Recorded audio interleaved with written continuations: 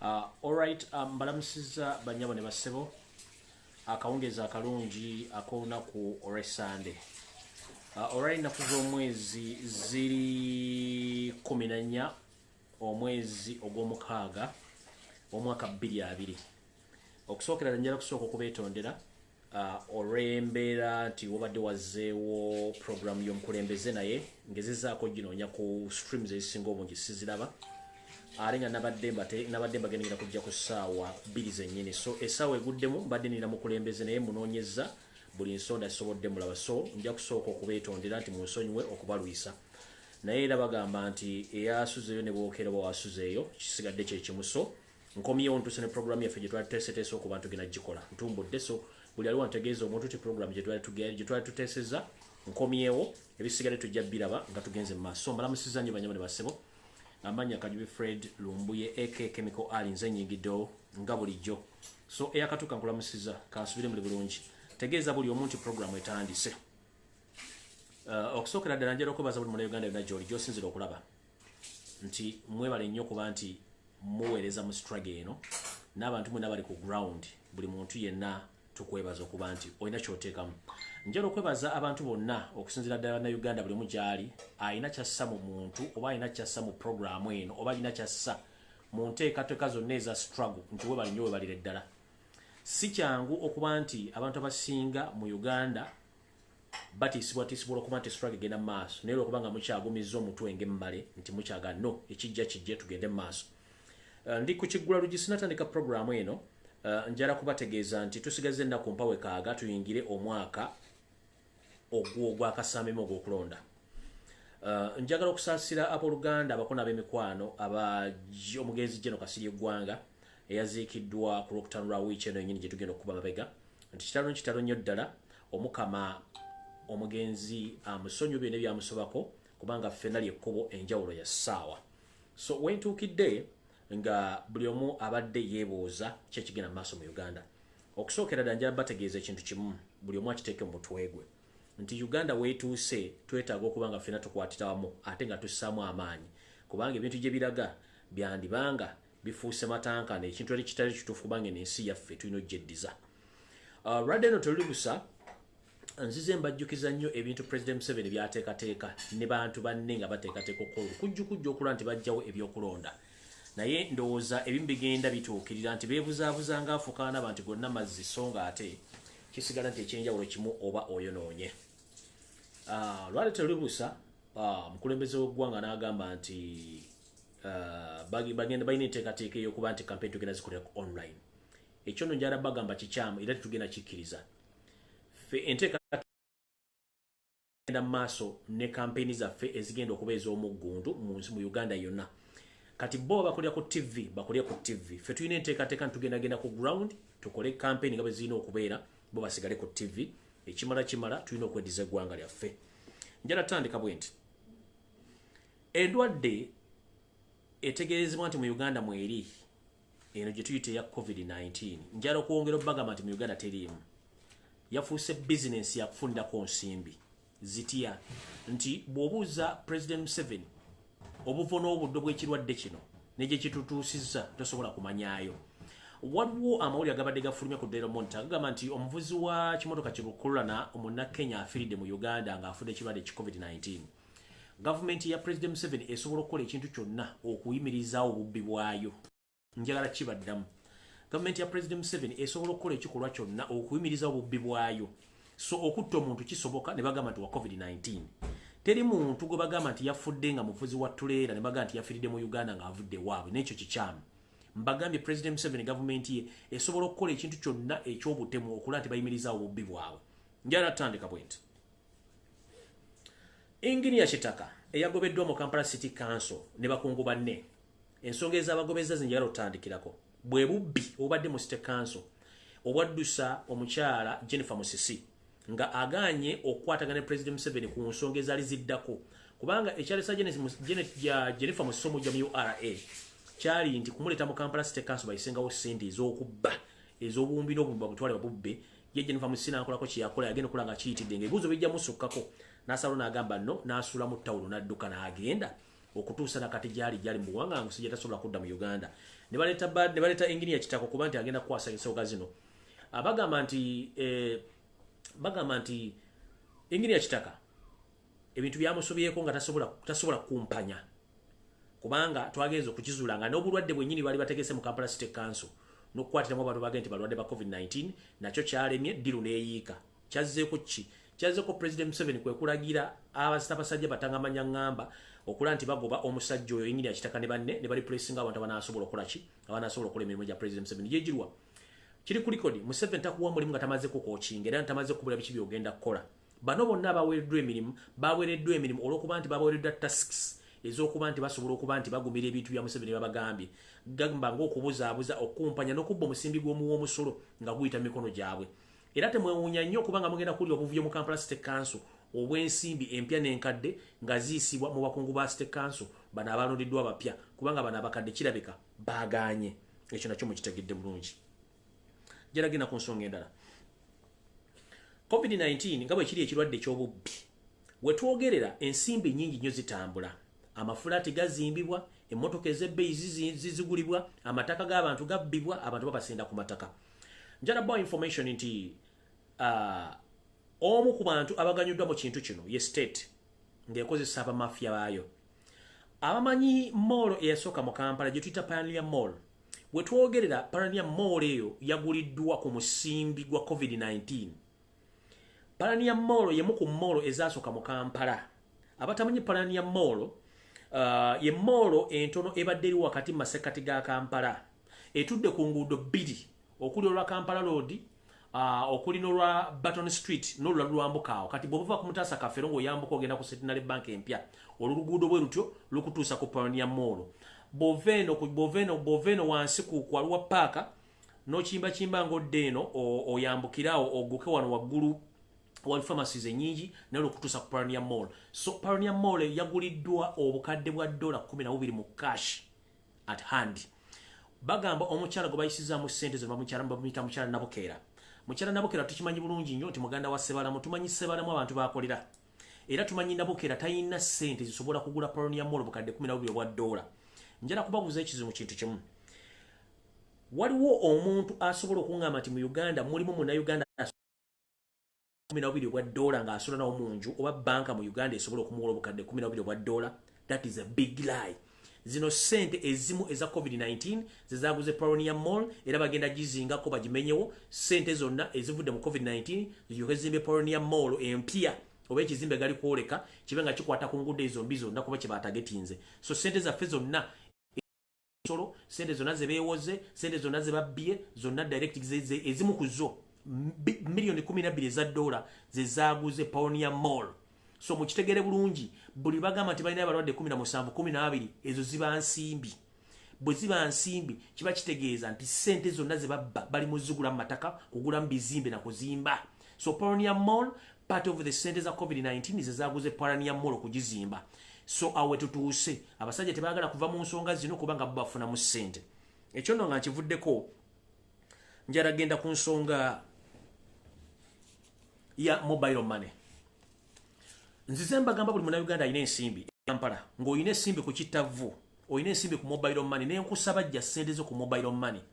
Bw'obadde mobile money gikozesa nga akawunti y'okuteekako ensimbi bambi ssente zijjeeko kubanga ojja kifuwa ng'okiziza munda nga ssente abasajja bazitutte. Bano abasajja okuva lwe baava mu nsiko bajja babba nakati babbi tebaagala kulaba muntu ng'alina ssente. So mugendo ojje ssente zo ku mobile money oziteeke mu nnyumba yo kubanga zino kampuni z'amasimu z'abana abasajja era bennyini bye babbi. Mugende mujje ssente zammwe ku mobile money. Sina kindi ssente ezimu ziri mu banka mukendeze ku muwendo gwa ssente gwe mulina mu banka. Otherwise mujja kifuwa nga mukiziza munda nga ssente zammwe bazitutte. So aba mobile money n'abalina account nga kuliko ssente nnyingi nnyo bajja babika nti mwafa ssente zikole ki zigende. Ngenze mu maaso.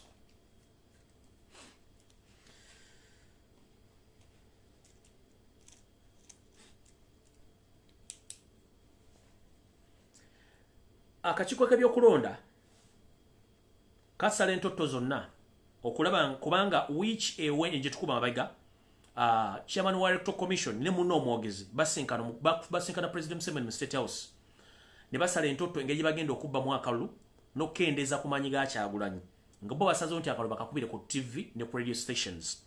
Which njagala bategeeza nti mu Uganda abantu batono nnyo abalina radio era basobola okukuliza radio.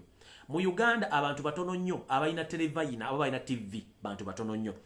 Yensonga lwaki President Museveni mwegendereze nnyo ebigambo byayogera. Emabegako yagamba nti agenda kugulira buli kyalo TV.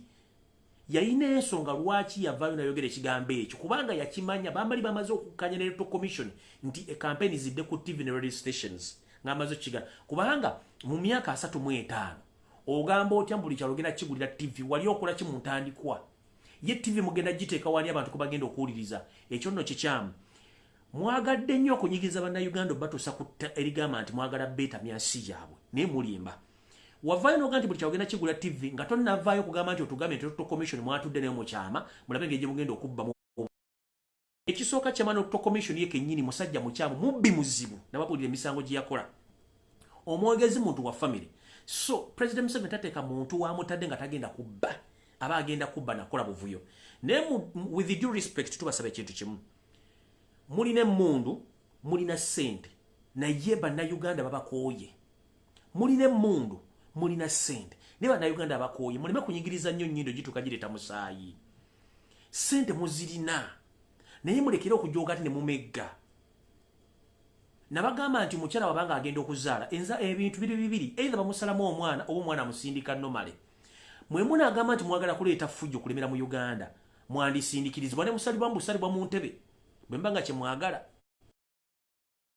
nze the radio stations mu Kampala tuba tukimanyi nti Kyagulanyi mwamagana okubeera ku TV mwamagana okubeera ku radio station kati campaign bwe zinabera open mugenda kukola mutya kubanga olwedde tumanyi nti zonna TV ne radio stations insasule bwetaba hostinga Kyagulanyi kati odira otya n'ogula campaign bugenda zitaya ku TV ng'ate opponent TV ne radio station kiba kitegeeza ki olinga agamba nti gwe olina ky'oyagala okuteeka okuforcinga ne ffe tugambye omuzannyo gwepangire ffe tugenda gukuwanguliramu wepangira omuzannyo gwo tugenda gukuwangulira bulungi nnyo kubanga ffe tugamba campaign zigenda ku ground ezo za TV mu mumanyi ffe twagala bulungi nnyo kugenda ku ground tukubera ekyo kimaze njagala buli muntu alina ekkalaamu n'olupapula wandiika ebintu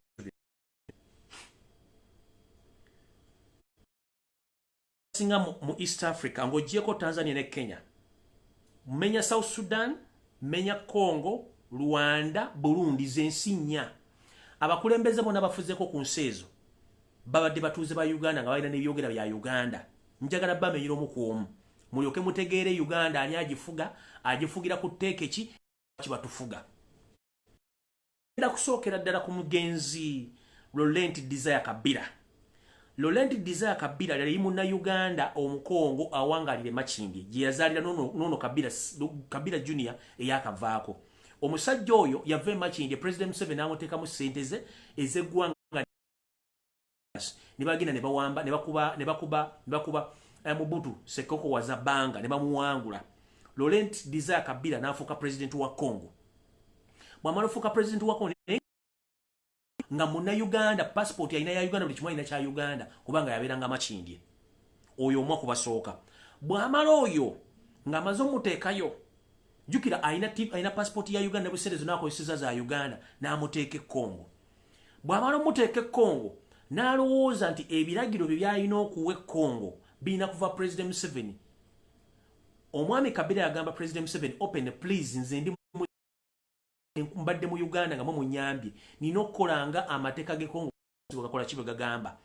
President Museveni bayawukana ne Kabila bubi nnyo era ekyaddako kigambibwa mbu omu ku baali ba bodyguard b'omugenzi Laurent Desire Kabila yaliko ku bodyguard wa General Kayindo Tafire ye yayingira mu makago wa president n'akuba omugenzi Desire Kabila amasasi agamuttirawo eyo mu above President Museveni banenga basayini mugenzi omuna Uganda omukongo yagenda ofugeko nga Museveni yakoze eki yamututteyo ekyo mukitegedde bulungi saako mu Kampala Kabila Junior n'abaddeyo yalina biraga nti muki munna Uganda ekyo nakyo n'agenda n'afuga e Congo okutuusa akalulu kabaddeyo ne bazanya firimu zaabwe n'asigala ng'ali free naye ng'akyalina omukono mu byobufuzi bwa Uganda. Oyo ababiri Taata n'omwana bonna bava mu Uganda ng'empapula balina zaaki balina za Uganda. Ngenze maaso tugenze ewa General Paul Kagame. General Paul Kagame muna Uganda afuga Rwanda nga ne passport ezimu n'ebiwandiiko ebimwogerako bikyali bya Uganda. Nkiddamu General Paul Kagame muna Uganda nga ne passport ezimu ayinza okuba alina za Uganda nga ne identification za Uganda yafuga Rwanda niya muteekayo. Yoweri Kaguta Museveni yatwala Kagame Rwanda ng'akozesa sente z'omuwa omusolo bana Uganda abagenda okulwana ne resources zonna. Kyova olaba nti 50% esente ezikuŋŋaanyizibwa omusolo gwa Uganda n'ezisomera mu budget ya Uganda zigenda n'ezizimba Rwanda. Kubanga oli azimba misingi gye mu Eastern Central mu East Africa azimba misingi gye. Kati Kagame namba 2 lwakuba nti akola namba ya kusatu. Olwokuba nti muna Uganda akozesa empapula za Uganda ng'agenda fuga nsi ndala. Tugenze kuyabadde surprise ye Nkurunziza omugenzi yafudde. Nkurunziza ne passport gyabadde alina abadde alina ya Uganda amanya mwagaba wadde mwagalabye sigenda gaddamu. Kyenjagala mbategeeze mu kino kitegeeza nti President Museveni musirole abadde agenda azimba empire ye. Lwakuba nti empire egenda nekola pusinga ng'aganya okukwatagana abantu bano mu nsonga eziri political oba eziri economical nga overriding oba overriding omuntu ng'omuwa ebiragiro ebisuka ku bye ku ndowooza ye abamu ne bagaana. Nkurunziza nno bambi Katonda yamujjuludde n'amutwala. Enfa ye n'okutawana kwa famire ku kyalimu ebibuuzo bingi. Kigambibwa omwami ono story nyingi nnyo ezimutambulirako bo bagambye nti yafudde coronavirus, which nti famu tulooza si coronavirus nti kino ekintu kiri politically motivated olw'ensonga nti tosobola kuŋŋamba nti omukulembeze yafudde coronavirus maama we nafuna coronavirus mukazi we nafuna family yonna banga yafunye coronavirus omulundi gumu. No, that is a lie.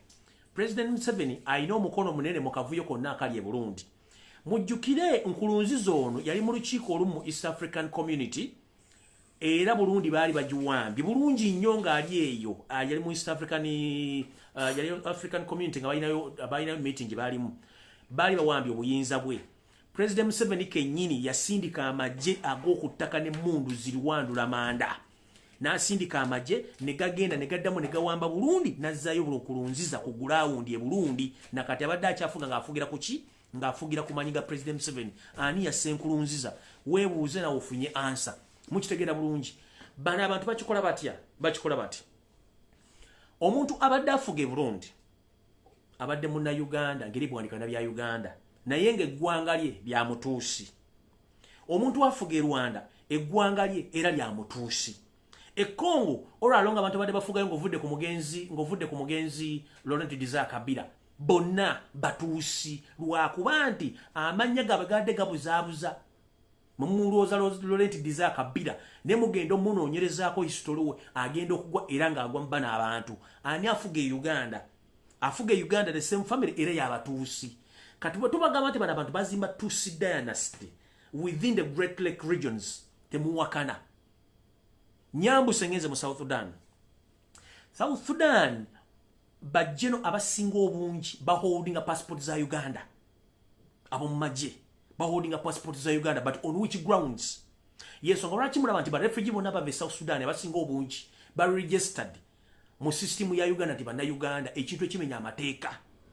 Yes, ngolwaki mulaba nti aba refugee bonna abava mu ggwanga lya Rwanda bayina empapula eziboogerako nti bana Uganda kubanga ono yakola dynasty nga yaragizimba abeerenga ye kabaka w'ensi zino zonna.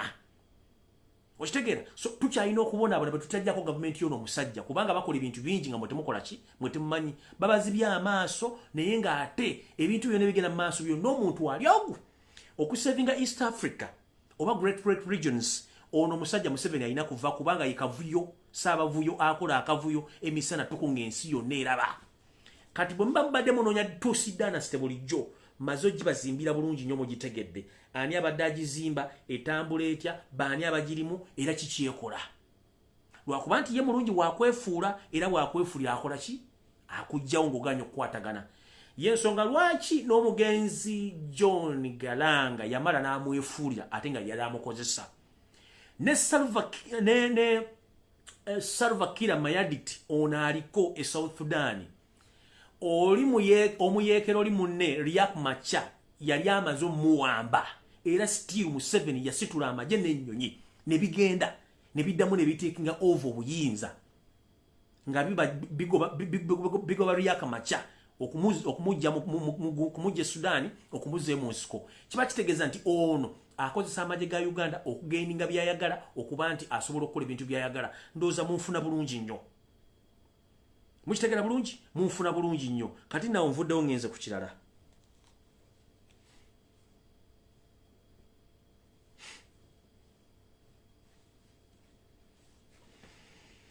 ensonga z'omugenzi Ggwanga zibuzaabuza nabadde sagala ziddamu zoogerako naye nino zoogerako lw'ensonga ebintu ebizirimu bibuzaabuza Kasirye Ggwanga y'omusajja aludde maje ga Uganda nosinga President Museveni ebbanga lyamaze maje enfaayi yabadde matankane ng'empale z'omusajja afuga eggwanga lyaffe Uganda mu history wa Uganda kigenze mu history nti ye jeno oba ye jeno asoose okufa n'atatwale mu parliament ya Uganda abasinga obungi bonna badde bafa ne batwalibwa ne balibwa mu parliament ne babalabako kwono kyaganye lwaki kyaganye tewali nsonga gye bawadde nti lwaki baaganye naye bagamba nti lweyagaliza mukakitawo luttannyoko Jeno Kasirye Ggwanga mwamusse there is no doubt nti mwamusse on orders from above the mission was between General Muhoozi and his father because they knew that Jeno Kasirye Ggwanga was turning against them so ne basala bamuwambe bamutte naye njagala babula ekintu kimu kiswaza nnyo kuba nti omusajja temwamututte mu parliament abantu mulabako ekyasinza okuswaza teri muntu afa n'afuluma mu ddwala nga tebamukoledde postmortem teri muntu afa ne batamukolera postmortem tekiriyo twagala kubuuza gavumenti ya President Museveni Kasirye Ggwanga yafudde bulwadde ki era ebbaluwa eraga nti yafudde bulwadde bwe buno erirudda wa mwamujje nakasona mukusana mutwala ne mutwale wammwe mu mbuya mu barracks Nakasero hospital teyafulumya postmortem ne mutwala mu ddwaliro lyammwe okumukuuma Bombo Barracks sula teyafulumiza postmortem mwaziise ki nze nonna instincts eziŋŋamba nti Jeno Kasirye Ggwanga mwandibanga mwamukola ekintu ekitasoboka kukkiriza muntu yenna mulabako kubanga ne mu maziika gennyini temwakkiriza muntu n'omu kujja ku inspectinga kulaba Kasirye Ggwanga kiki kye mwaziise era lwaki entana ya Kasirye Ggwanga mwagisibyeko obutimba none mugisurroundingisa obutimba era lwaki amaje amangu gakyaliwo gakuuma entana ya Kasirye Ggwanga for what reason kubanga muti ekintu kimu muti anti basobola okujja ne babisimula entaana eyo ne bajjawo Kasirye Ggwanga samples ne bazitwala okumukebera ekintu kye yafa ekyo kyo mukitya nnyo nze nina doubt oba I believe nti muyinza n'okuba nga ne Kasirye Ggwanga temwazise Kasirye Ggwanga mwazise kintu kirala nnyo eno ndowooza yange nkiddamu eno ndowooza yange okusinzira mwakukusizza omusajja ono okumujja mu ddwaliro okumuteeka ebbombo okumujja ebbombo okumuteeka gye mwamuziise gwomuga nti mwamuzi nze ne ndowooza yange ndowooza nti temwazise Ggwanga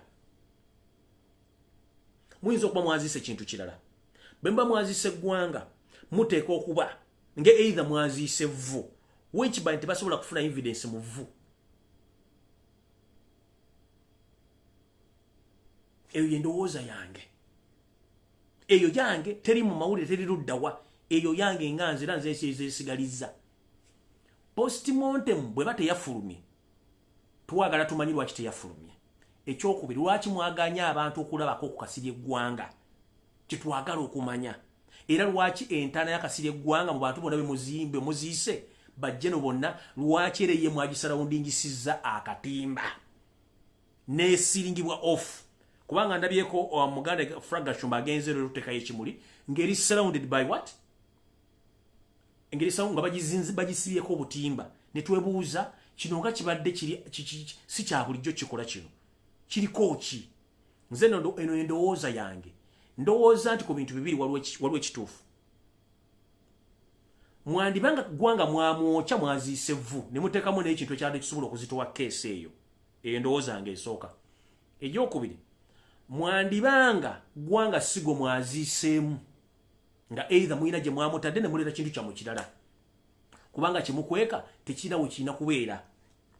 Ekyo nno nga nvuddewo. Mu Buganda ng'omusajja Omuganda General Kasirye Ggwanga omulongo tebamalaga muzike bye mwaziise, era neewuunya abafamire n'ab'eŋŋanda n'abakulu b'ekika ababadde ku mukolo ogwo. Mwabadde temusobola kutwala buvunaanyizibwa nti omusajja ono yabadde mulongo. Enzika y'omulongo teba ya bulijjo nga bano abantu. Famire eno ejja kufuna ebizibu gye bujjaku nga temanyi lwaki ebifunye. Olw'emizizo gye mwabuuse, omulongo tebamuziika batyo, tebakweka mukweke. Ekyokubiri, mu Buganda omuntu bw'afa, abaana be ab'obuwala n'ab'obulenzi n'ab'eŋŋanda balina kye tuyita okusiibula omugenzi omulundi ogusembayo. Tutera nnyo okukozesa ebinyirikisi oba obutambaala oba olugoye lwonna lw'osobola okukozesa okuyisa ku muntu okumuyisa ku face omusiibula. Twagala kumanya obulombolombo n'ennono mu Buganda bwadda ludda wanti jjeno yatuukiddwa okuziikibwa ng'abaana be tebamukozeeko wadde akalombolombo n'akamu. Singa abaana bano banaalumbibwa omuzimu gwa kitaabwe nga tebamusiibudde, Museveni ogenda kubeerayo.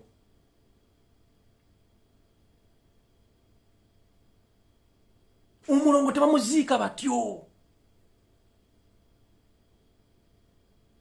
The family has a right to identify the dead body, whether he was Kasirye Ggwanga or someone else, but you hid each and everything to the extent temwakkiriza na muntu wa family kukola bulombolombo. Taata bw'afa olina omusiibula, bamusiibula batya? Either senga wammwe oba omuntu omukulu mu family akwata kye tuyita ebinyirikisi ne babikwasa mu ngalo, mumumusundako ekinyirikisi ne bakimukwasa mu ngalo ne muyisa mu feesi ya kitamu oba ya mama wammwe ng'omusiibula mugaba naye taata munnange oba maama wummula mirembe, ffe tusigadde ku nsi katukwaze naye wummula mirembe, tulekere emirembe munnange genda. Nga bwe buli obulombolombo nti omusanaka bw'afa mu family ng'omukazi wali abakazi be bali, abakazi abo munnange basooka ne beekugira okwewala omugenzi okudda obbatawaanya. Mukitegedde y'ensonga lwaki nti omusajja bw'afa omukazi yeekugira. Obwe tuyita obulombolombo, teyeekugira nti lwakuba aba ayagala, waliwo obulombolombo obusigala bulombolombo. Kati n'omuntu bw'afa, omuntu omukulu mu family, abaana be balina okumusiibula. Naye kiti kyabaddewo. Singa abaana bano intani banaafuna ebizibu nga babuuse obulombolombo buno, Museveni ogenda kubeera, tugenda kubeerayo.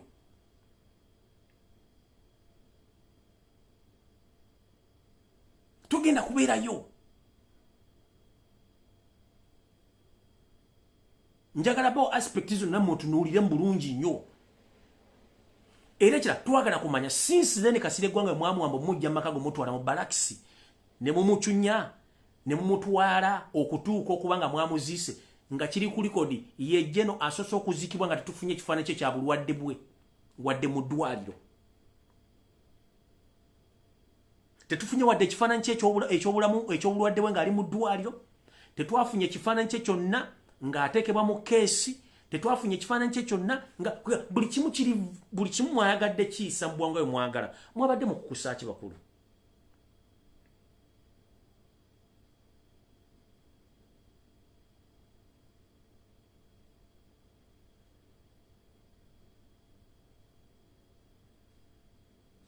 Ekisoko lyabadde mulongo, ekyokubiri family mwagimye rights zaayo ez'obulombolombo. Singa abaana banatusibwako ekizibu, Museveni ogenda kubeerayo. Era twagala kumanya lwaki mwaganya okufuluma ekifaananyi kyonna ekya jeno ng'ali ku kitanda nga mulwadde, mwadde mukweka ki? Nga bwe tumanyi President Museveni enkola ya divide and rule ne intimidation ne threats. Nkimanyi bulungi nti family ya Ggwanga mwagiteekamu obubinja ne yeeyawulamu neba nga tekyasobola kukkiriziganya ku nsonga ze ezimu, era ne mbasayira ensinga. Y'ensonga lwaki abaana babaddewo badde ba Mungu abaana b'emitala w'amayanja, era abaana abawala mwawudde speeches zaabwe nga bazoogera beebaza President Museveni as if they were coached to say so. I'm sorry to mention, but these kids, when you hear their speech, it's like these people speech baji bawandikide baje bajogera as if they are praising President Museveni. For what? For killing your father? Buli yabadde ajja okwogera as if they are praising President Museveni for what? For killing Ggwanga.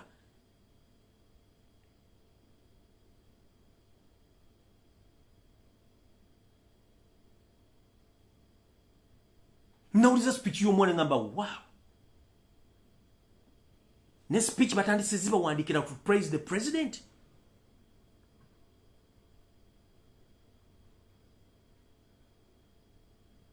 So, family ya Ggwanga mulina okweberera mutwagala tumanye kitammwe yafaaki jjajjammwe yafaaki. One, mulina okumakinga sure nga mufuna ba private investigators. Badde mbaziikuule, bafune samples, bakole private investigations tumanye kye kyatta Kasirye. Baamukuba miggo, baamukuba katayimbwa, baamukuba butwa, oba baamutemaatema bufi. Kubanga mu constitution buli muntu alina eddembe okumanya ebifa ku family ne kufa ku bintu baba atambula nabo.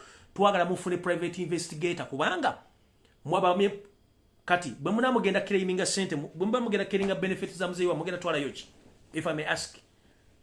Ggwanga abadde ne sente, abadde ne pension, tosobola kugenda wa administrator general kusaba yo sente nga tuwali postmortem ya mugenzi kyalaga kyatta mugenzi tekiriyo.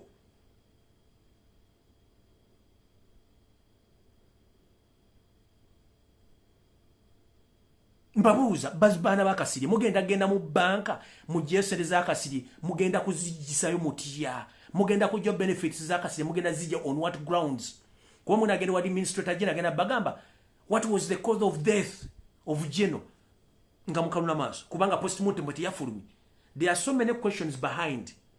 You should wake up before it's too late. Muleme kwekiriranya ezo speeches baba wandikidde muzogere nga mu praising President Museveni as if mu praising God ateke nyini yabatidde omuntu wamwe musaaga mwasso bulombolombo nennono omusajja mwamuzisa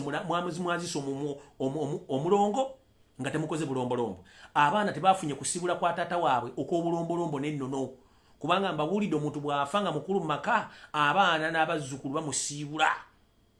Senga w'abaana mwanyina w'omugenzi ajja n'ebinyirikisi amanya ennamba y'abaana buli mwana bamuwa ekinyirikisi n'ayita ku feesi y'omugenzi n'amusiibula era n'amugamba taata totawanyanga oba mama totawanyanga wummula mirembe ffe tusigadde tuli balamu katutambuze obulamu. Ekyo mu Buganda tubadde tukikola ebbanga n'ebbanga naye kuno tebakikoze kati ffe tuli ku abaana bale tuli ku ki kyovana nti emizimu girumba abantu tebagenda mu kyaki z'abalokole kubanga tebamanyi kyakkola. Abantu bagwe ddala kuba tebamanyi kyakkola obulombolombo neno twabuvaako. Kati nze mbabuulidde mbawa benefit of doubt. Mugenda gende wa administrator general okiraiminga sente za mwezi omugezi eza taata wa Kasirye Ggwanga. Administrator general babuuza what was the cause of death of your father Angazi. Tebagenda bawade n'ekikumi n'eki. Mpozi nga bagenda genda ku Nasa bakolere yo ku Nasa road. Naye nga beetaaga eyaddwaliro eri stamped by the hospital n'abasawo bakola ku mulambo oguteriiwo. Era mbabuulira Ggwanga ajja kudda abatawaanya empaka.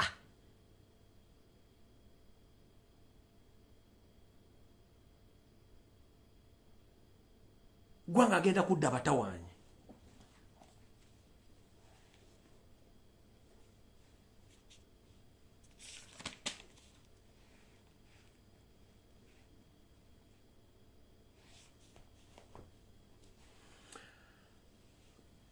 Waliwo akatubagiro eyo program njimaze yo mugenzi Ggwanga mukama akuwe ekyumule ky'emirembe n'ekitangala ekyolubira kikwatikkira otebenkere emirembe amiina.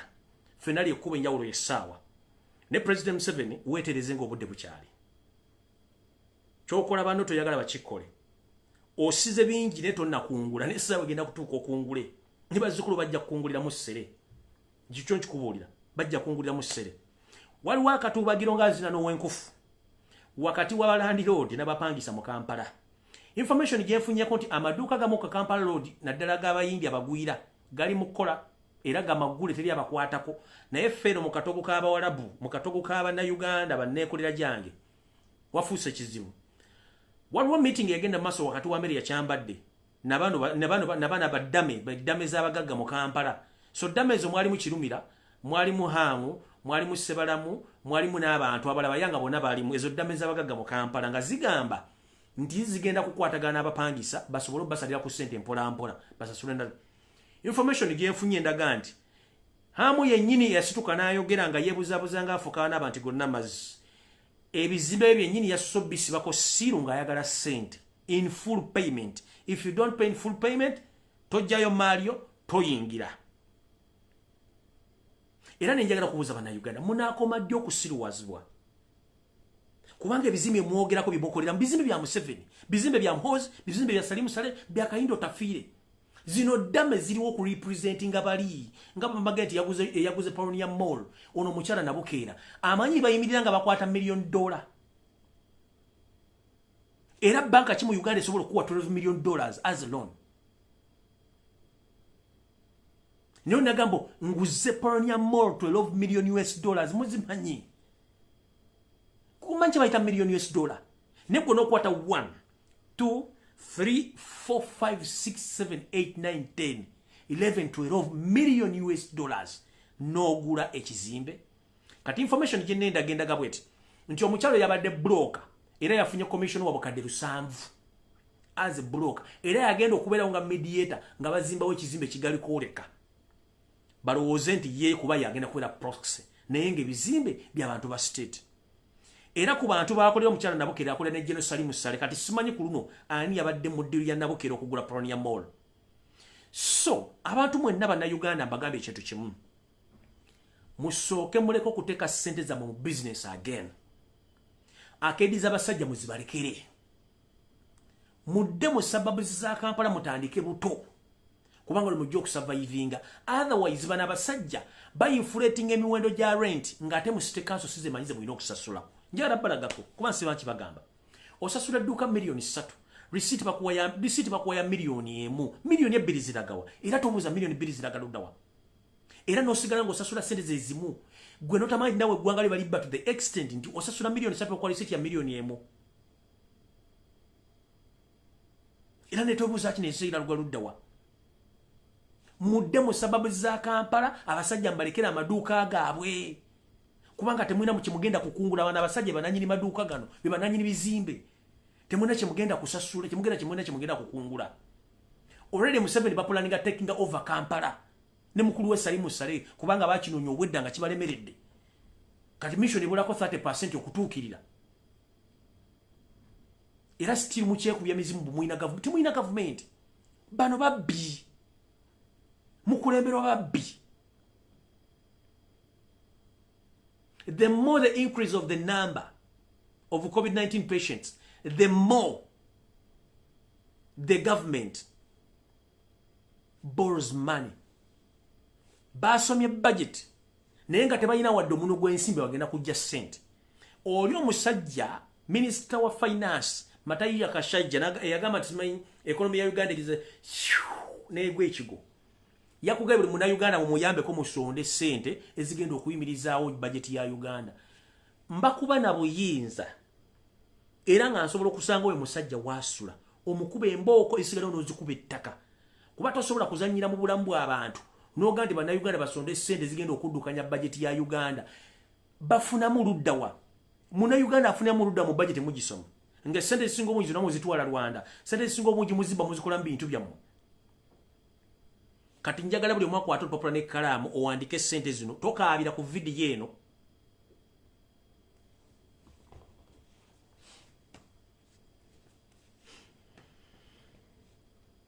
Government ya President Museveni yasazeewo nti eyagala obuwumbi 677 bwe bugenda okuddukanya State House omwaka guno n'ogujja obuwumbi 677. Obuwumbi 677. Kati njagala nkulaga ssente State House zeekozesa mu ddakiika emu, mu ssaawa, mu lunaku, mu wiiki, n'omwezi, n'omwaka ogenda kugwa eddalu. Mufunye olukapapula n'ekkalaamu?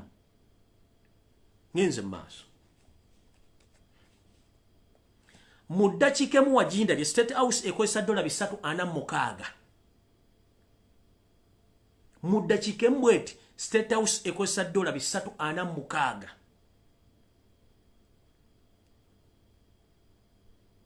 Mu ssaawa emu State House ekozesa $2,771. Bamumpulidde bulungi? Mu ddakiika emu State House ekozesa $346 mu kifunye. musawe mu State House ekozesa dola 2771 olunaku State House ekozesa emitwalo 49,525 ezo nsimbi za dola.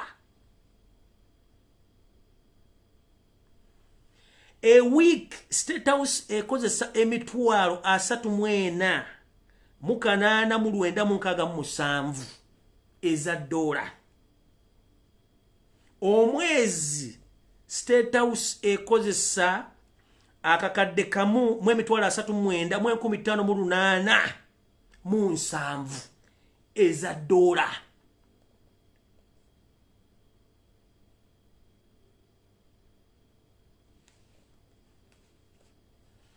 Bw'ogattamu omwaka sente State House zekozesa kati yasabye obuhumbi 677 bw'ozikwata n'ozizza mu za dola ogweri n'ofa n'ozikira ne bakuyiwako amazzi n'odda engulu.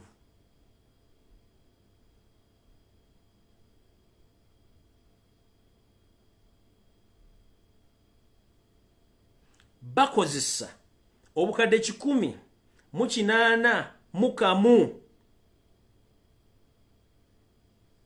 mu 96 baya obukadde bwa dola.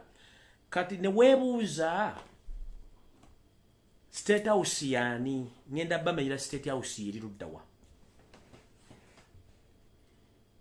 State House ye nyumba enkulu eya Uganda mu kulembeze mwalina okubeerawo mwalina okusula. Erina abakozi abali off record. State House erina abakozi abali off record nchiddamu nga tebamanyikiddwa. State House ekozesa sente eziri unacceptable mu economy ya Uganda. Nti ng'oggyeko na zino ssente ze mbasomedde erina ne sente zitwogerwako mu budget ze bawa President Museveni nga tezoogeddwako mu budget ate nga tezigenda kubalirirwako.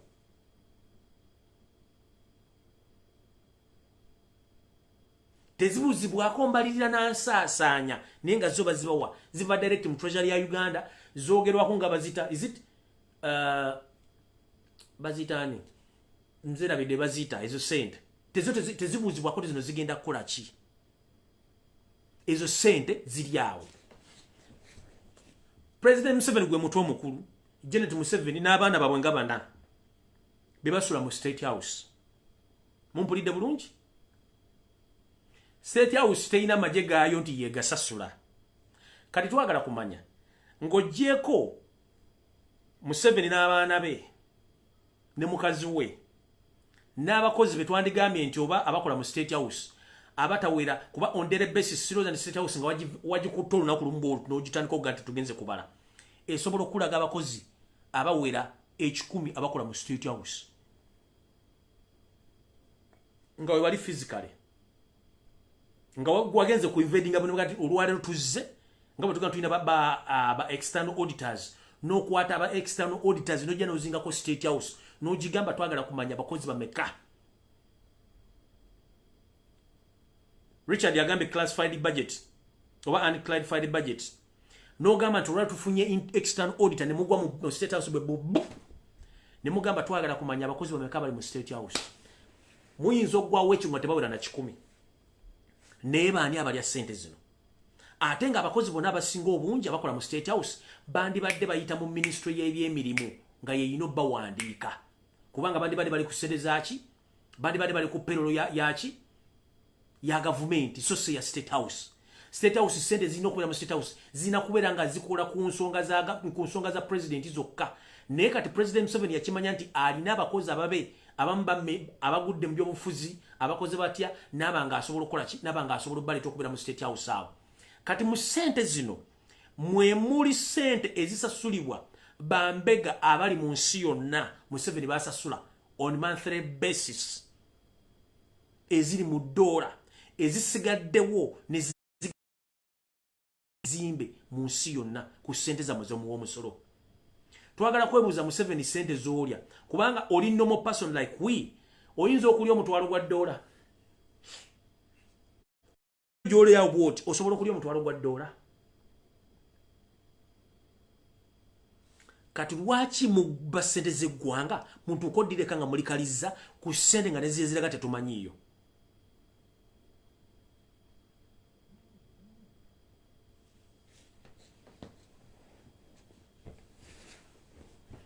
Omulagamba classified budget, omulagamba miscellaneous funds. Kyonna kye kiriwo ekyo bekikola kuba teziriko mbalirira, teziriko omutasaasaanya. Twagala kumanya ssente zino zonna muzikozesa ki? Kubanga bwe tugamba state tumanya abantu nga mukaaga. Gwe musajja gwe tumpalaata, mukazi wo Janet Kataha n'abaana bo nga bana. Abasigadde teri abamanyi kubanga teboogerwako. Ssente zino ziraga ludda wa?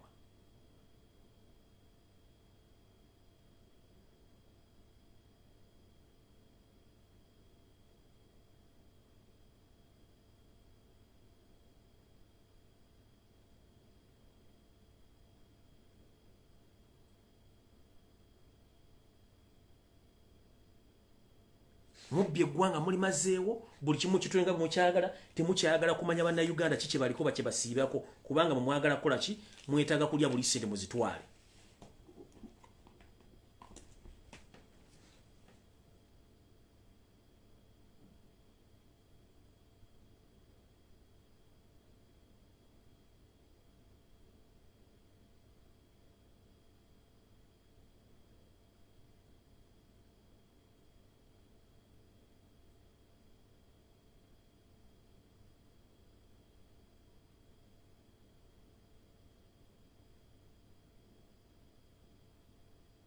Ngenze maaso.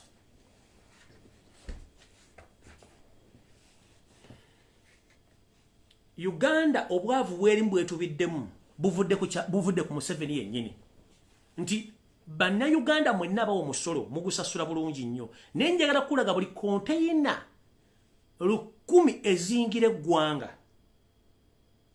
Konteyina 1000 ezingira eggwanga padde katugambe nti 1000 ezingira eggwanga padde.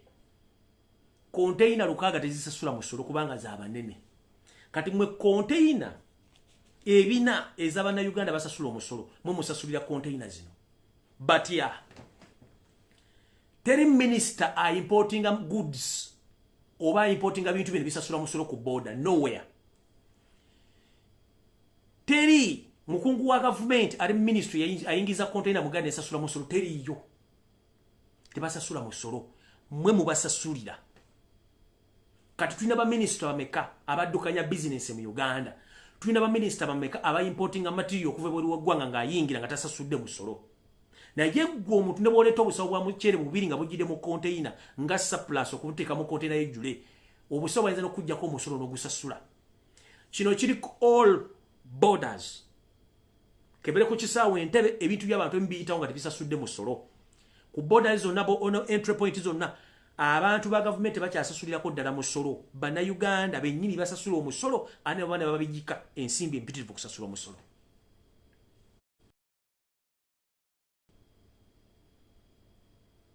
Tetusobola kulaakulana ng'eyo system ekyaliwo. Tetusobola kulaakulana. Right now njagala kugamba nti banna Uganda abadde basupportinga budget ya Uganda nga basindika sente okuva mu metala abayanja okuyingira Uganda. Sente zaabwe zitandise okubbibwa ku account. Endala zibbibwa nga tebategeddwa lwaki bazibbye. Njagala kugamba nti eri abaana bali stranded mu Middle East nga bagezaako okwekubira omulanga wansi ne waggulu teri abayamba. Mulina ennyonyi ze mwagula zino tukutuku waki temusindika bunyonyi buno ne bugera bukima banna Uganda. President Museveni njagala kubuuza ekibuuzo kimu. Wagamba nti wasoma economics. Bwe tuba tubuuza mu economics kye tuyita tax base mu Uganda gwe yeri ludda wa?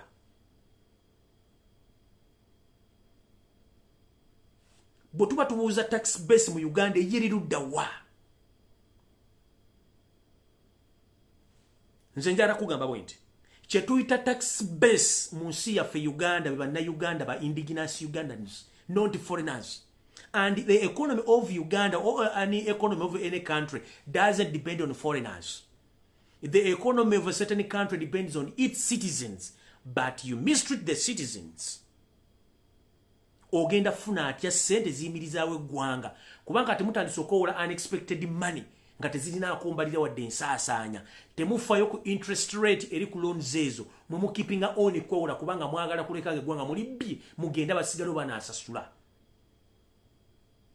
Munnayuganda n'abanga anywa ekikopo ky'obuugi kimu nga bataddemu sukali n'amata abasasudde omusolo oye Munnayuganda Omuyindi enkyagenda kukwata passport yadduke Omu-Ethiopia agenda kukwata passport yadduke Omu-Sudan agenda kukwata passport yadduke Omu-China agenda kukwata passport yadduke ng'ensi etabanguse Munnayuganda yagenda osigala okubanga yalina omusolo kubanga yalumirwa gavumenti ye yalumirwa ensi ye mumukutte ekonomi ya Uganda mugitadde mu mikono gy'abagwira kubanga baba wenguzi ne mutandika obbaleka bwekuli kye baagala gwe kennyini oddidde bannayuganda bannakabala bejjako omusolo from Monday up to Friday ne mba mistreating omuntu naakola omwezi mulamba nga alina ofuna emitwalo 2 omwezi ne bamuwa emitwalo 16 bamusaze emitwalo 4 without any reason lwaki bazimusazeeko ate situnawo nomujjako emisolo Munnayuganda asobola okukola emyezi 6 nti bamuwadde musolo nga fwena amubbye ate n'agenda okuwaba ne basiba mujje ono tax base joine luddawa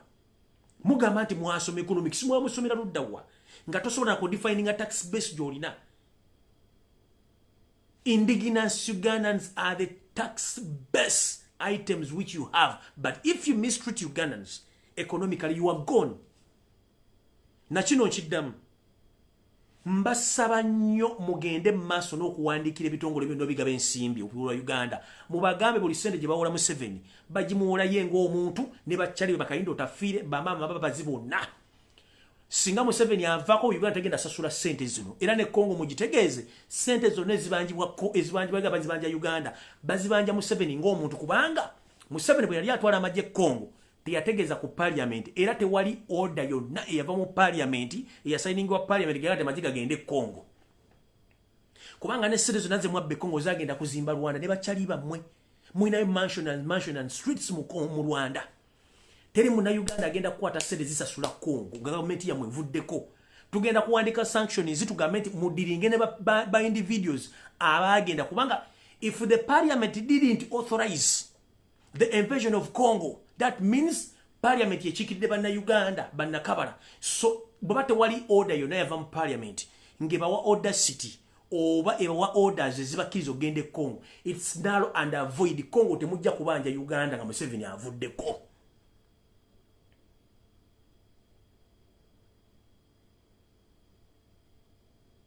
ne banka zonna ezibanja Uganda nga parliament tekiriza nga Museveni yewoze sente matayi ya Kashayija sente mugenda zisasula mweke nyini ebizimbe mabigenda kutundibwa gwe matayi ya Kashayija modira nga ova kunywa kwete ne kibuku nojja ku TV notandika okugera ebintu by'ekisiru bakubuuza nti sente zigenda kuva wano gamba mu Uganda ngagga ngeri yona bataba kyasobola kulya kyamisana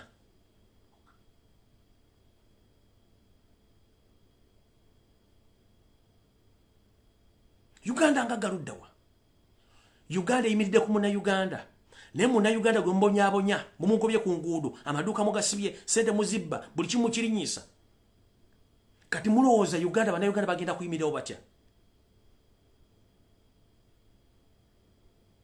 mudidde buli kimu kyonna buli kimu kyonoonye mudidde traditional institutions zonna muzoonoonye structures of leadership mu Uganda muzoonoonye structures of leadership in traditional sectors muzoonoonye buli kimu kyonoonye mulowooza ndi mufuga ggwanga teri muntu agenda kusasula loni za mu 7 zonna mukimanye muzimba simezi nabokera plaza zime muzimba zima muge eyo bizimbe bigenda kukwatibwa bisasule sente z'abantu bano ate ne Rwanda tuyina addresses za mwene bitu byameje mbitadde mugenda kuzisasula nga abantu mmwe government ya president Museveni banne balinga zamufuula ajja kulya mpaka Rwanda atulika botamujjaako mmere ajja kulya atulike chekizibu cha zamufuula bapimira mpumire kati president Museveni government ye kenyini zamufuula n'abantu bo naba zamufuula bageze bisakiro bachabba imagine omusajja mafia asinga mu East Central Africa mama mbabazi still nawe nojja ne wenyigira mu business yokola masks ira twagala kubuuza within this period of time of 3 months of this pandemic mwamanya mutya nti mugenda kuleta machines ezitunga masks ne muzimba n'amakolero nga weegali machines ezo zajja zikyokubanga zituse mu Uganda with immediate effect or unless mwali mwayingiza dda business zammwe nga temanyi kyezigenda kukola ne mwesanga covid bwe yajja mwina kukozesa ekyo.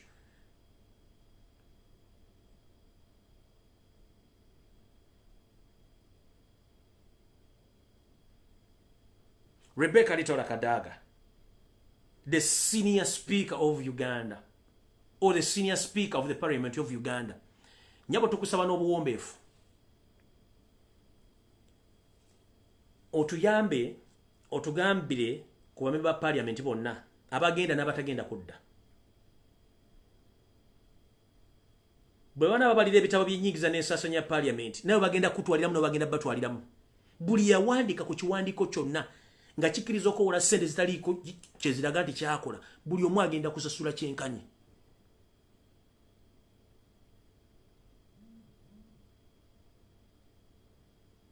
Government yazaamufuula naye kenyini zaamufuula bagerera mugerere bwe batamugerera atulika n'afa ng'ali mu kulya. Kati government ya President Museveni naye kenyini bo weefudde bazaamufuula balya buli. Zaamufuula bw'otamugerera tuwayi zaamufuula lekera okulya. Ayabika bwabisi. So bakulu bazaamufuula eggwanga muliridde muli mazzeewo naye mutuyambe generation ezijja zisobole okuba ku wuziri.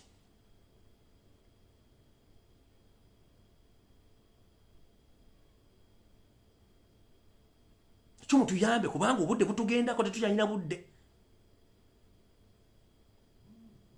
Buli mubbi yakomawo. Ekirala waliwo kyetuyita a scientific genocide ekigenda maaso mu Uganda kyemutanategeera. Bwe ngamba scientific genocide ntegeeza okutta kw'abantu nga bakukola mu kimpooze nga tosobola kutegeera. Nafunye reliable information nti mu Kampala suburbs waliwo abantu batambula bagaba amakerenda nga bagawa bannayuganda okugamira mbu galongoosa amazzi oba galongoosa abantu bonna abalumbiddwa amataba nti singa olumbiddwa amataba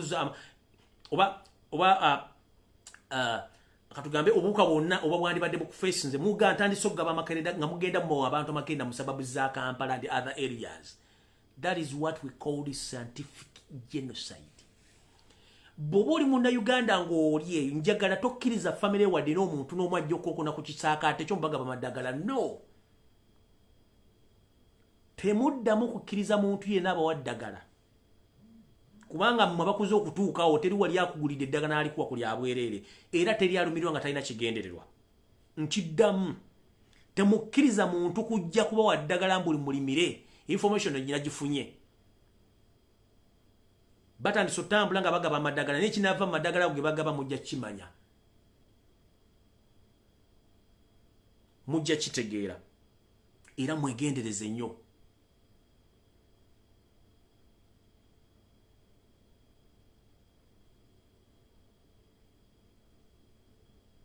Temukkiriza abantu bamukumira amakerenda ge batamanyi from nowhere. Kubanga batandise okukola ekintu kye tuyita scientific genocide. Ekyo mujja kimanya nga kimaze obbatuukako.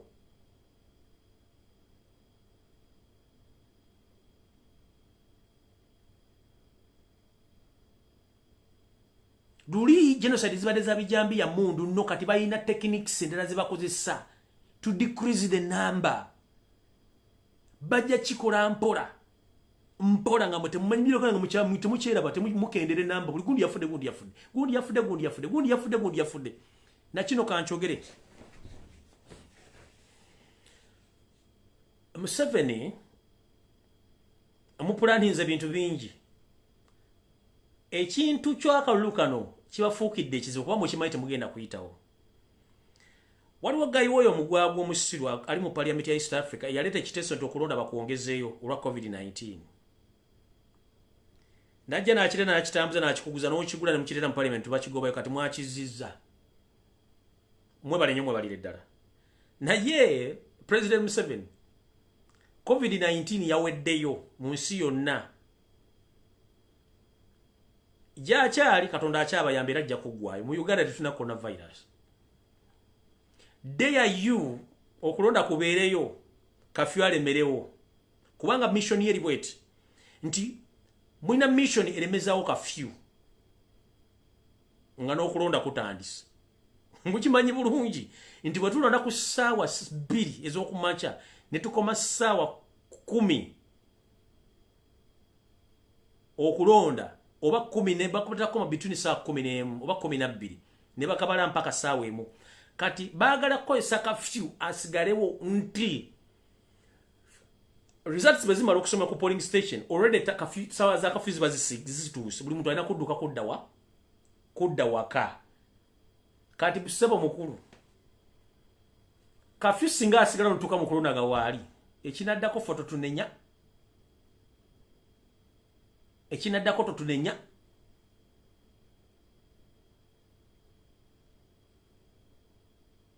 kubanga nze nawu nfunya information ngandi mugenda ku sorry mugenda kulemezaawo kafyu mutuke n'okubala obulunga kafyu akyaliwo kiba kitegeeza mugenda kugamba abantu sabwe weweremu buli omwe alina kudda makage by all means. Jensonga lwaki mu deployings amaje each and every part of Uganda kubanga mulistidde nnyo mutidde nnyo. Kati akakodyo ka kafyu either kafyu akoma mwezi gwa 7 ne bwa skipping n'agenda n'ayingira ogw'omulala nange okuwandisa kutandise kampeni zigawa kafyu akyaliwo ssaawa emu. Waliwo kye tuyita batibo kankyogere ntya waliwo okuwunyirirwa ekintu ekijja mu maaso awo naye bagamba bw'owunyiriza ennyo manya ki ekiwunya. Akakodyo ko mukajje waka kafyu muleke bannayuganda batambule kafyu mumugjeewo otherwise bw'okola ensobi n'oga nti kafyu ogenda mulekawo during election time.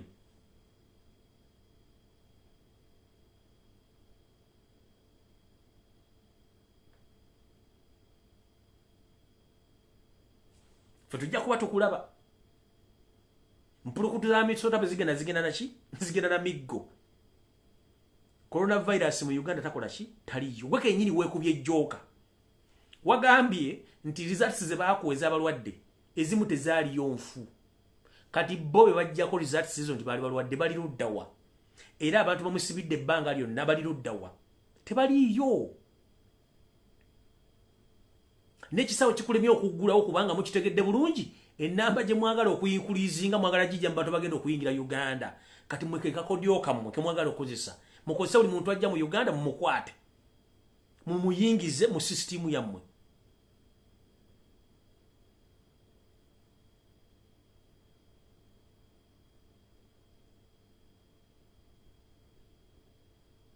So Museveni koza kamanye nga akoza n'owebbwa nti kafyu bw'omulemezaawo gwe kenyo ojja kuba weyiya amanda mu mbugo ate ku myaga gyo kuyiwa amanda mu mbugo ojja kuba ofunye obuzibu kuba ine generation eriwo ndala nnyo.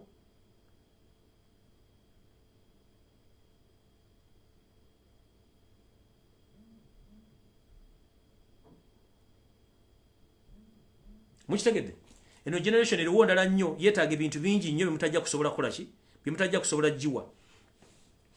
Kati njagala basomera ano ku bakulembeze abaali bafuze Uganda emyaka bwe baafugira na biki ebyabaawo mulyoke mumanye. Omukulembeze yasooka okufuga Uganda yali Sir Edward Mutesa yafuga okuva mu 1963 mpaka mu 1966 ye president yasooka. Ne tugenda ku Kawenke ne Milton Obote yafuga okuva mu 1966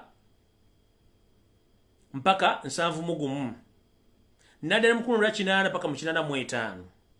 Ne tugenda ku omugenzi Idi Amin Dada yafuga 1971 mpaka 1979. Ne tugenda ku Yusuf Kironde Lule ono yafuga omwezi ogwokuna n'ogwomukaaga mu 1979 nga bakamala okumamula Idi Amin. Oyo omugenzi Yusuf Kironde Lule yafuga omwezi ogwokuna n'omwezi ogwomukaaga yafuga emyezi ebiri yafuga mu 1979 ye ne bamujjako. Omulaye Godfrey Lukongwa Binaayisa yafuga okuva mu 1979 mpaka 1980. Ne tugenda ku mugenzi Paulo Muwanga yafuga May December 1980, yafuga omwezi, yafuga okuva mu May up to December. Nchiddamu Paulo Muwanga yafuga okuva mu May mpaka mu December 1980 n'avaako. Ne tudda ku mugenzi Tito Okero Lutwa yafuga okuva mu 1985 mpaka 1986. Kati abali bagamba wano wenjagala batereza President Museveni yasanga jenje kalu okutwala Tito Okero Lutwa okuddiza obuyinza. Kati tunulire namba z'abano tunire Museveni. President Yoweri Kaguta Museveni lutabayisirwa mutabani wa Kalekezi afuze okuva mu 1986 up to date wano wetwogerera naye akyayagala kufuga. Naye akyayagala kufuga. Naye bw'otunuulira enkola y'ebyenfuna ey'abakulembeze bano bonna abaaliko eyawukana n'eya President Museveni, buli kimu kye baali bateeseteese Museveni yakitunda. Buli kimu kye baalese bakoze Museveni yakitunda. Kati ye yasoma afugidde ebbanga eddene ate ebintu abizimbye wabweru wa Uganda.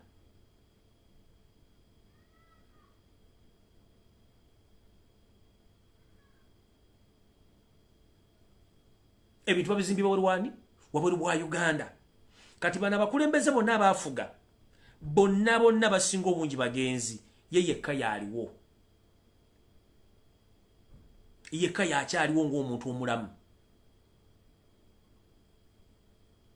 Mumpulidde bulungi? Mbaviridde ku yasooka mpaka Museveni yajja afuge. Mukitegedde bulungi? Mpaka Museveni yajja afuge. Be bonna abakulembeze bafuga Uganda be mwagadde okumanya.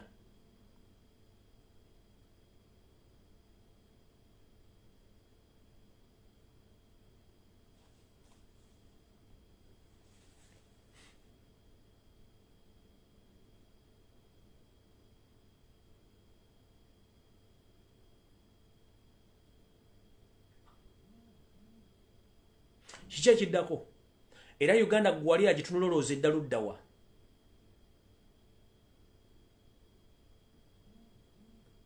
Uganda ng'ensi eyolekedde akaseera akazimu. Nkyakubira omulanga bannaddiini ekiwundu nga tekinnasamba ddagala. Mwandibadde mwambala amagandula gamwe ne mugasamba nga mugazambya obufuzi ng'obudde bukyali. Olwatta ssebo nalumanya oba olwatta kitange nalumanya wakolawo ki? Babateeka emigaati mu kamwa ne musirika. Naye ekintu kino bwe kinaava mu mikono gy'abantu ate tetwagala mujje ku radio oba ku TV mutandika okukuba emimiro mbw ate bannange ensi esaana mmwe kennyini mubadde mulina obudde obumala okukola ekintu kino ne kiggwa. Museveni oba yabaloga mutubuulire tugende tusabe Katonda gy'ali abanyulule gye yabasibira.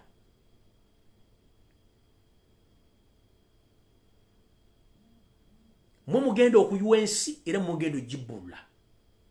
Abakulembeze b'eddiini ng'obudde bukyali muveeyo mutandika okugamba mukulu munnammwe asibeko obugugu bwe adde ewaabwe. Sinakindi awummule kubanga kino mutakikola mugenda kuba muyiye amanda mu mbogo mbanna Uganda ate bagenda kuba tebakyalina trust gye muli.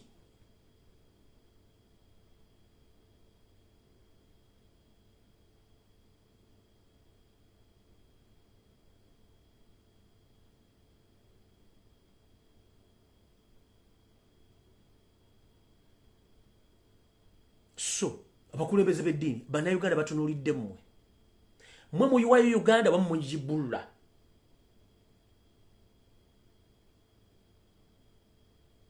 Bwe mutakikola kiri gye muli Uganda ogireka ng'eri bweti. Naye ng'ekituufu kiri nti abantu bonna bannayuganda batunuulidde mmwe. Bwe munaagaana okutunula mu Uganda wagyeraga kigenda kuba kizibu nnyo.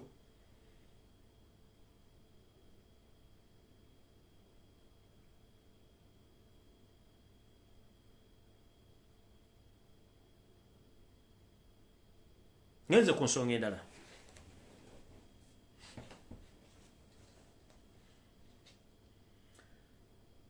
President Museveni ne banno bemufuga eggwanga Uganda. Tukimanyi bulungi nnyo mulina ensimbi empya n'enkadde ezibayitaba.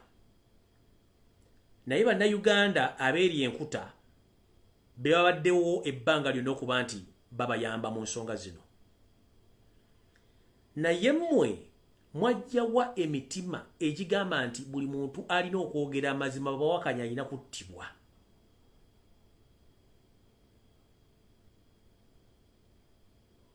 Era buli abawakanya alina kugibwa mu bintu byanfuna nattibwa n'avaawo.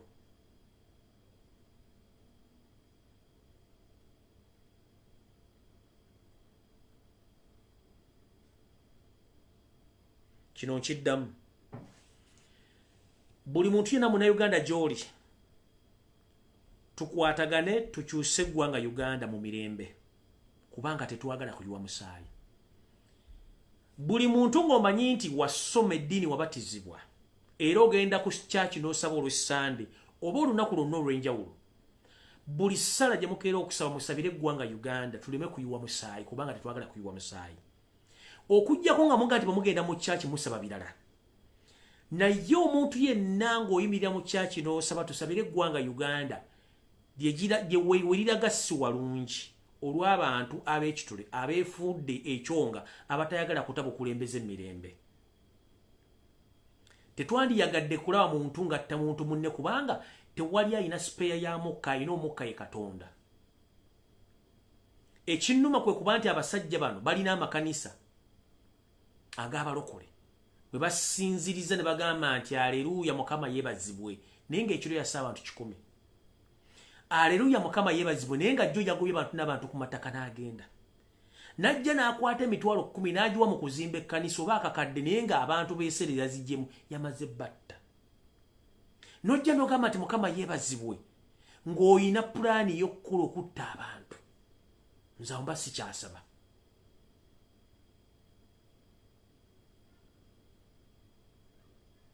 Kiba kya buli azaamaanya nnyo omuntu okujja okuyimira mu public n'ogamba tugenda teekawo akalulu, naye nga gw'okimanyi mu mutima gwo akalulu ogenda kukola vulugu okabbe otemuliremu n'abantu.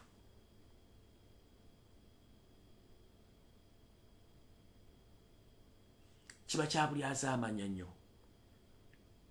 okuba nti buli muntu avaayo okwogera mu muzibu omwaleme kwogera.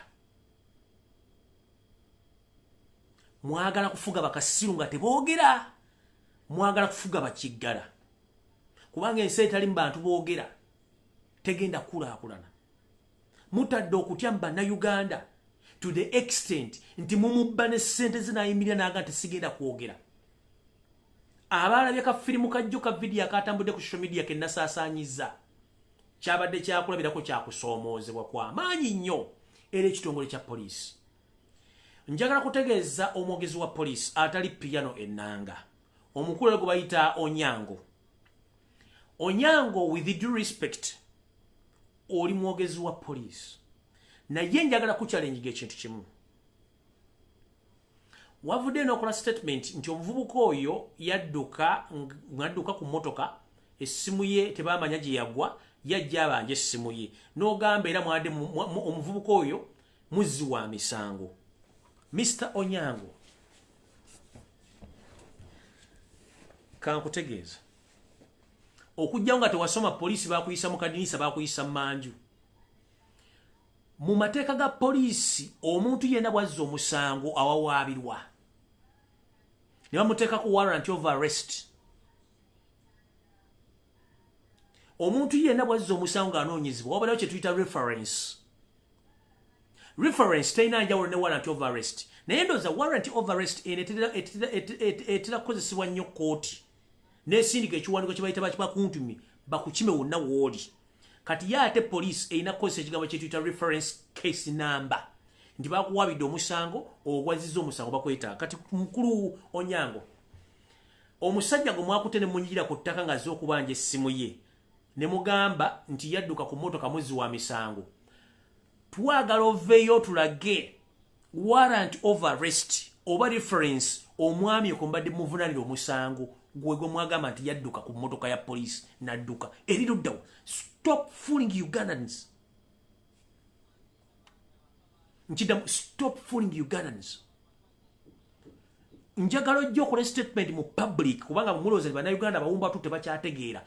Poliisi okunoonya omuntu ebeera ne kituta reference ne warrant of arrest. Reference yeraga omusango gwagguliddwa ku muntu oyo, kuliko olunaku lwe baguliddewo omusango, kuliko file number, kuliko n'ensonga lwaki bamunoonya. Kati gwewaze mu press ogenda okwogera statement ng'odifending abapoliisi ababbi, oli omusajja si mutamiivu, yazze n'agamba nti bannange nzize njagala simu yange, omuntu yabbye essimu yange yoono wano, era n'amugamba simumpe essimu yange. Gw'ogamba mu bapoliisi bonna bali ekyali wajjala, omwami ono yazzenga amanyi nti mu bantu waki yalonzemu oliyeko musongamu, amugende nti oyo ayina essimu yange.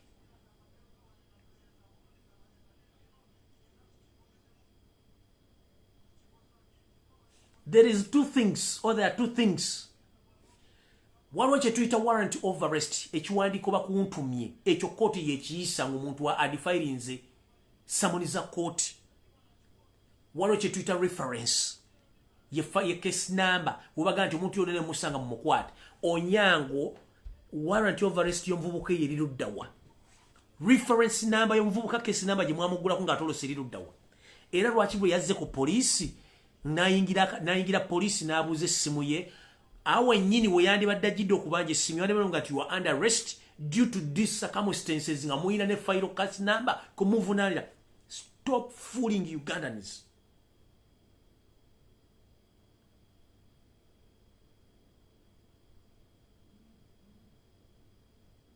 Nga tukyalina poliisi n'ogenda okukola statement, gwazze okukola statement n'akutuma ekitabo ku dduka ogenda oleeta ekitabo wakuwandikiremu statement.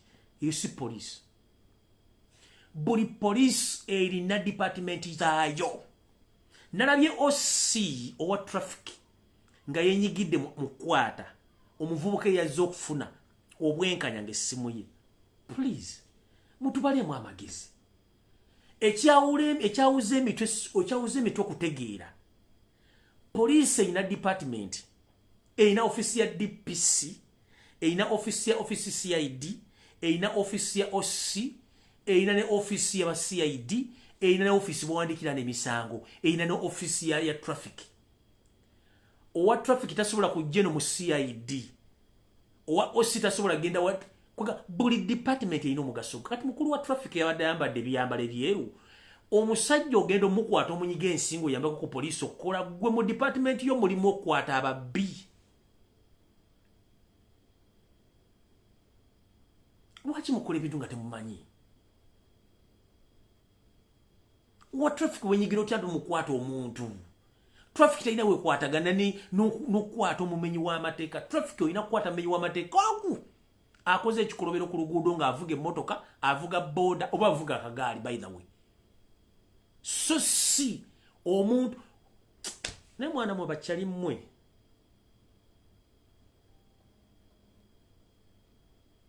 buli department ku police ekola ku nsonga zaayo. Kati guwa traffic ovuddeyo n'ebigo eby'egano g'omuggalani ojjo wenyigidde mu kukwata omusajja. Naye ng'omusajja okimanyi bulungi yazze kusaba ssimu ye. Already Onyango wagambye nti mwagambye nti omusajja alina edduuka waakolera emirimu. Mwali mugenze kunoonya wadduka ku poliisi oba wadduka ku motoka.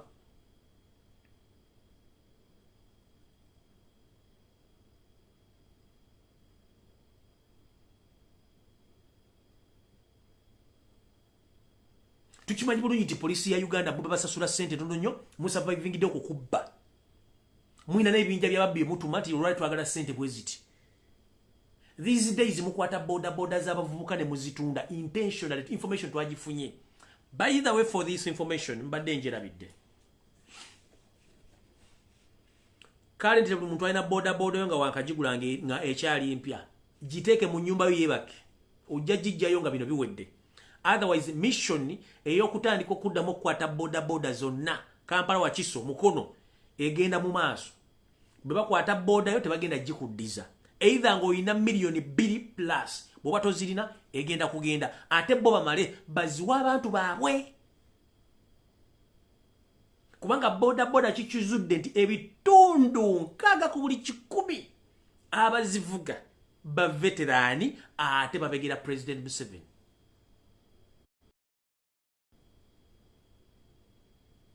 Yensonga lwaki osobola okusanga boda yo nga bagikyuza number plate n'engiri namba nengo gimanyi yeyo atomumanyi.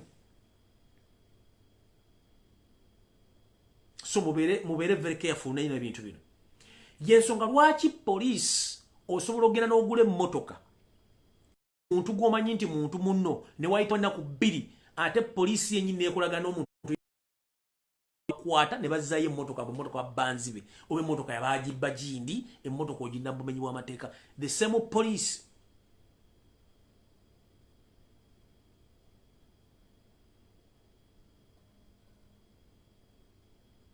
ebitundu 7 ku buli 10 ba LDU bonna ba former criminals. But how dare you employ a criminal to become a law enforcement officer?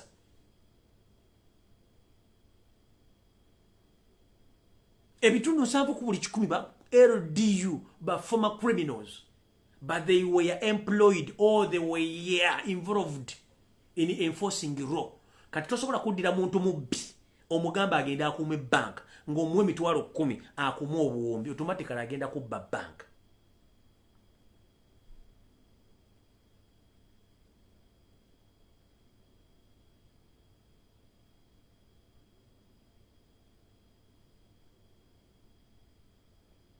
Nchidamu tosobola kuddira former criminal ate omufuule law enforcer automatically agenda kubba bubbi. Kati LDU kyekola. If you stop me from the way nongamba, please identify yourself. Nenkuwe kadi yekyalo, nenkuwe nanga muntu. Nongamba nongamba I'm under arrest. Nenkuuza on what grounds, on which circumstance. Nongamba keep quiet, I can even shoot you. On which grounds?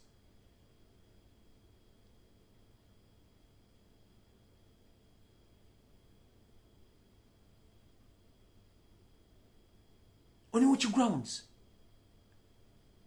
By the omusirikale no muwe mundu otekudwa ngo manbuto siroza anti police ya Uganda esobola okutwala abasirikale ne batwala ku mental test. Kubanga abasirikale bano banogera ku mental test ekisooka bali abubi basula bubi babasasula bubi bali n'ebirowoozo bingi. Ate ekyokubiri akwate mundu nga tamanyi oba nkokingi oba si nkokingi. Ne wesanga amasasi gali mu chemba okwata ku tuliga esasi ligenda fuluma ligenda kuba muntu. Kyovula boke nyiri bajjo kuba tear gas nga domene tear gas ajabasiwa.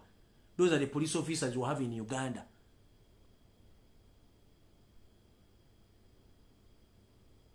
Waloko defense mu constitution tamanyi civilian yani. Tamanyi muntu ali armed, tamanyi muntu ali unarmed. Tamanyi to engage. Kye tuyita engaging okulaba okwengaginga omulabe. Kitegeeza nti you must study the situation. You as an enforcer, you need to study the situation. Omuntu gwe ngenda okulumba civilian yani nti ye muntu ali mu ngoye za bulijjo. Diwe nnumba civilian mulumba ali naki era muwoninga ebirundi emeka nga sinna kokinga mundu oba kukuba sasi. Esasi bali kuba wa.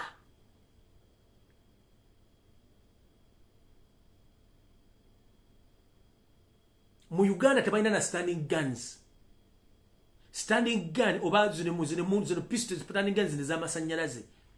You don't need to shoot someone a direct bullet. No. Amateeka gasoma omuntu olina mukuba either babanga adduka olina mukuba ku bigere oba mu magulu. Mukuba mutwe, mukuba maaso, mukuba mu kifuba, mukuba mu lubuto. Ekitali mateeka. Mu police oba mu majetu na kyetuyita rules of engaging oba rules of engagement. Procedures mu police ya Uganda rules of engagement basomesa kodi. Kino kibasomesa buli lunaku.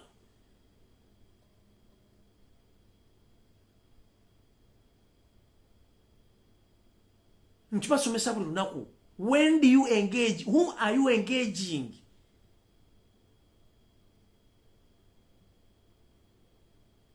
Bintu bitwagala kubuuza. A police officer in Uganda, whom do you engage and when do you engage? Ne from nowhere oli avudde malwa agenza asayininze mundu bagimuwadde. Otandise omuchallenging anti ombuuza ngaani ajjayo ka buntu obusiru agenda kugamba ngenda kukuba amasasi kubanga you've challenged him tebamanyi mateeka. A senior police officer, you are answerable to the senior citizen of Uganda, and you are able to give them answers. You can't come to arrest someone without a warrant of arrest. You can't come to search someone's house without a searching warrant. Mu Uganda olyajja buzi n'amenya ennyumba yo n'ayingira n'akukwata nga takubudde lwakyakutte. That's why eso and same way they come and arrest people and they kill those people because babatira mumenyi bwa mateeka. There is no any enforcing officer who is supposed to shoot ku civilian yenna nga civilian tamaze kufuka wa mutawana.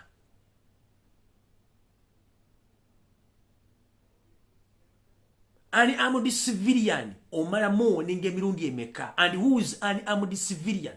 Kubanga civilian yenna tateekeddwa kukwata kisi. Katugambe ng'emmundu, katugambe ng'ejjambiya, katugambe ng'ebisi byonna civilian tateekeddwa bikwata. So owa police wala musirika owa civilian ngali ali armed oyino muwoninga emirundi esatu bwa failing anagama nti agenda kulumba then shoot ate mu shooting mu wanu wagulu na shooting ambigere. But police ya Uganda to arrest someone without even identify themselves.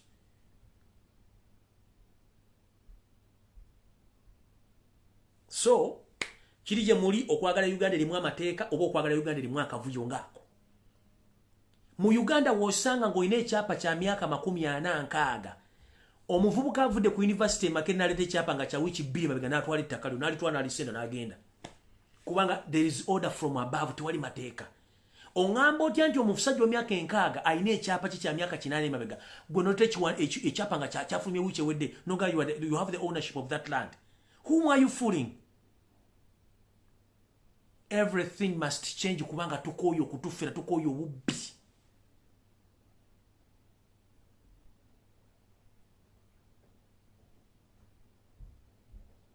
Tukoyo bubi.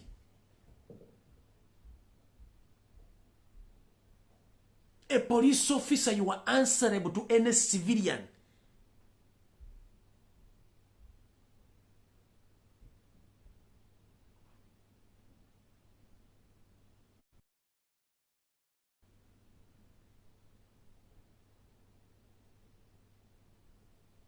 The reason that's why there is police, because police ekolagana n'abantu okusinzira ku constitution than army. But if police act like army, then tubate tulina kye tulinawo. No local defense ngezzo okukwogera n'abantu. Local defense agenda kwogera ki? Tana kyagenda kwogera.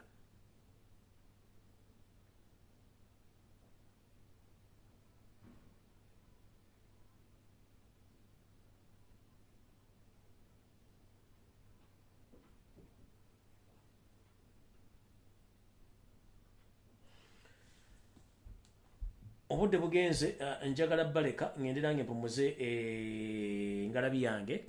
So mukama bankumira takumira mpeera. Program eggweyo kyane sina kyabako lyamba nno baleka nengenda. Naye ekikulu kiri nti njala basaba da Uganda mwenna naddala abantu bafa people power. Ene message esembayo mbasaba n'obuwombeefu. Enswa bwekyusa amaaso nga naawe envuba okyusa. Nze natandika ekintu ky'obbagamba tugende mu byalo ku ground. Kati olwokuba tulina more added advantage, let us engage the villages right now. Tugende mu byalo bana basajja tubaleke mu tugende mu byalo. Buli kimu kinagenda otuuka nga ffe mu byalo tubimaze byonna. Tekina kye kikujjako genda mu byalo tugende mu byalo tetaka Kampala wakiso mukono yetu mutegana mugende mu byalo. Essawa zino yagenda kati mu byalo.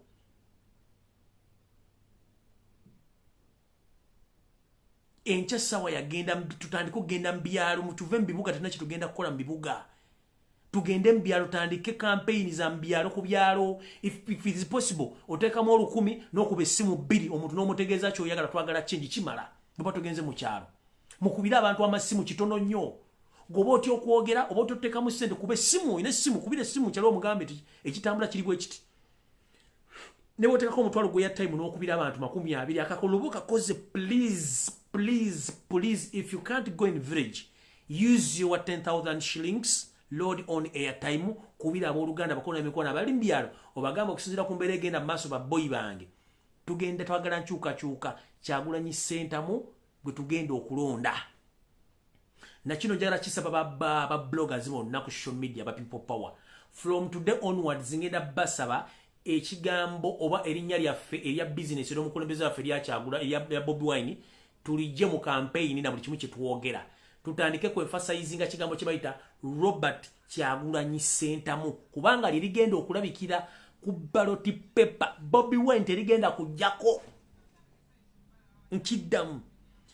Mwenna ba bloggers aba postinga aba commentinga aboogezi abakola buli kimu mbasaba okuva n'olwaleero erinnya ly'omukulembeze waffe erya business erya Bobi Wine tuliwummuze.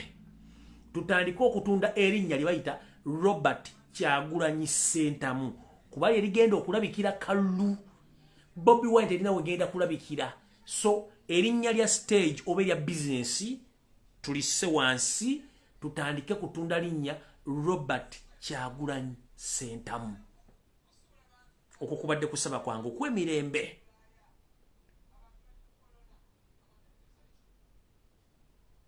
Ekyo kwe kusaba kwange okwemirembe. Ekigambo stage name oba business name, let us abandon that. Let us now concentrate on promoting Robert Kyagulanyi Ssentamu. Kubanga lyerinnya ligenda okulabikira ku ballot paper abantu balyoke balimanye. Muntegedde bulungi. Door to door campaign nayo tugiddemu. Erinnya Kyagulanyi Ssentamu lyerina okubeera ku Robert.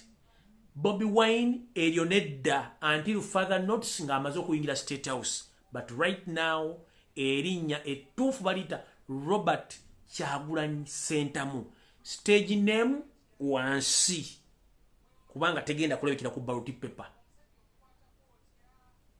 Tegenda kulabikira ku ballot paper. Ekyo kyo tukitegeere tukibagambe abantu bakikole ki bakitegeere.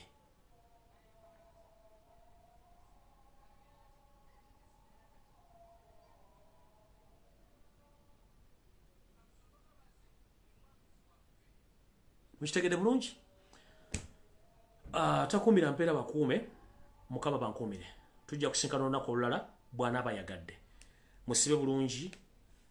Mwenna mbatumiddeko bannayuganda abawangaalira mu nsi ez'enjawulo abalaba video zange n'abazitambuza n'abazisaasaanya n'abasaasaanya enjiri ya people power. Mwenna mbatumiddeko, mwenna mbatumiddeko.